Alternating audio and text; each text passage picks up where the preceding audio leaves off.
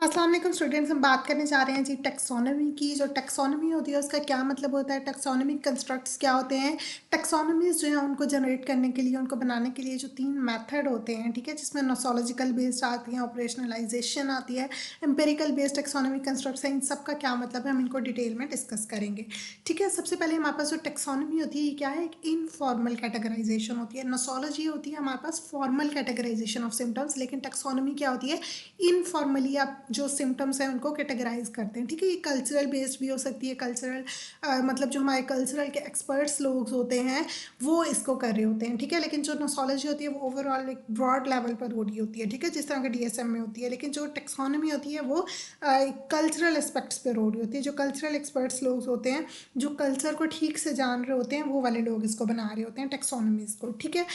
अब हम बात करते हैं taxonomies are classification systems that are intended to capture intrinsic distinguishing features of the phenomena.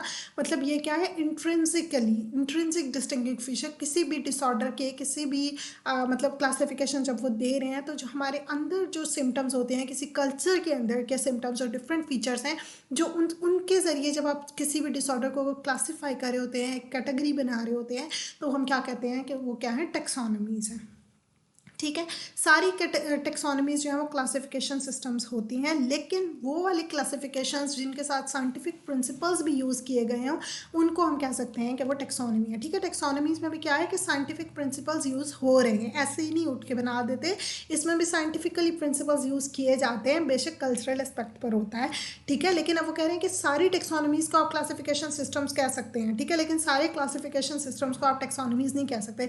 Just वो क्लासिफिकेशन जिनके अंदर साइंटिफिक प्रिंसिपल्स भी यूज़ किए गए हैं वो हमारे पास क्या होती हैं, टेक्सोनॉमीज होती हैं, ठीक है। अब इसमें जो टेक्सोनॉमी होती है इसमें कोई फॉर्मल रूल हमारा नहीं होता है, ठीक है। एक फॉर्मल इसमें कोई चीज़ें नहीं होती, आप कल्चरल के हिसाब से जो है वो चीज़ें उनमें सारी ऐड की गई होती हैं, ठीक है। इसके अलावा जो टेक्सोनॉमीज होती हैं ये भी साइंटिफिक होती हैं, जिस तरह की नोसोलॉजी होती है, लेकिन टेक्सोनॉमीज जो होती हैं क्या करी होती हैं, कोमॉर्बिड प्रॉब्लम्स को सॉल्व कर सकती हैं, ठीक है। मतलब अब जिस तरह बहुत सारे प्रॉब्लम्स होते हैं, सिम्टम्स होते हैं, नोसोलॉजी अगर आप डीएसएम की देखें तो उसमें बहुत सारे सिम्टम्स जो है वो आपस में मैच हो रहे होते हैं, कोमॉर्बिडिटी आ रही होती है, ठीक है। तो टेक्सोनॉमी इस प्रॉब्लम को रिजॉल्व कर देती है, क्योंकि ये क्या होती है, हर कल्चर के हिसाब से बनी होती है। तो कल्चरल वाले जो लोग होते हैं वो सिम्टम्स को अलग अलग क्लासीफाई कर लेते हैं, ठीक हो गया।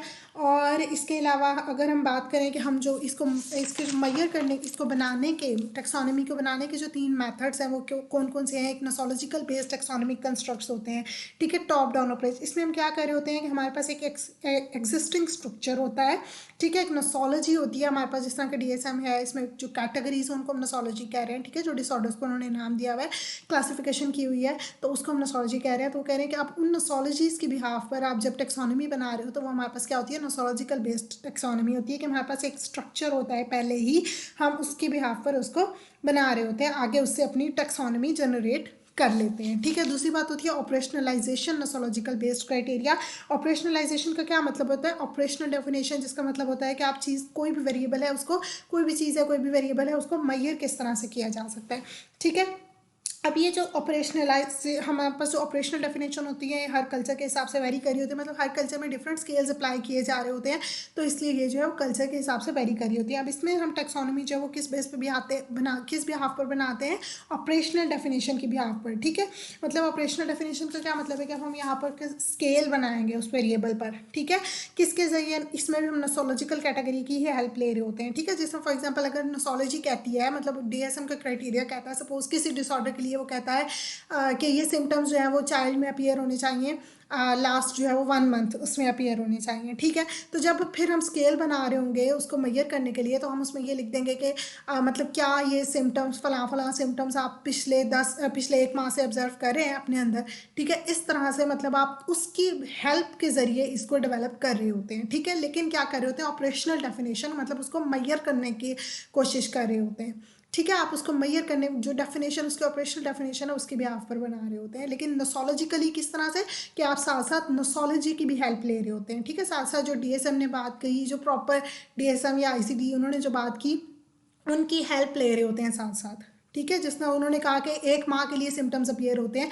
तो आप अपने कल्चर में जब उसको मैयर कर रहे होंगे, आप साथ साथ इस तरह के क्वेश्चन भी करेंगे कि क्या आपने पिछले 1 माह में अपने अंदर ये चेंज महसूस किया, इस तरह से, ठीक है। मतलब आप फिर वो यस और नो, अगर यस होगा तो मतलब उस पर फिट आ रहा है, अदरवाइज उस पर फिट नहीं आ रहा, ठीक हो गया।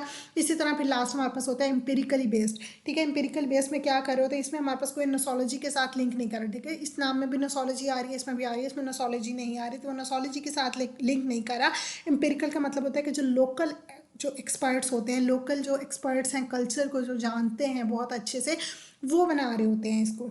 ठीक है, इसमें क्या होता है, बेसिस ऑफ रिपोर्टिंग सिम्टम्स, इसमें सब जो लोकल एक्सपर्ट्स होते हैं जो वो सिम्टम्स बताते हैं उस बीमारी के, लोकल जो लोग होते हैं उनमें जो एक्सपर्ट्स होते हैं जो कल्चर को बहुत अच्छे से जानते हैं, जब वो उसके जो एम्पेरिकल एविडेंस बेस्ड सिम्टम्स बताते हैं, ठीक है, तो उनकी बिहाफ पर जब आप स्केल जनरेट करते हैं तो हमारे पास एम्पेरिकली बेस्ड टैक्सोनॉमी होता है। अब इसमें नोसोलॉजीज का कोई रोल नहीं है, इसमें जो लोकल एक्सपर्ट्स होते हैं जो कल्चर को अच्छे से जानते हैं वो बता रहे होते हैं।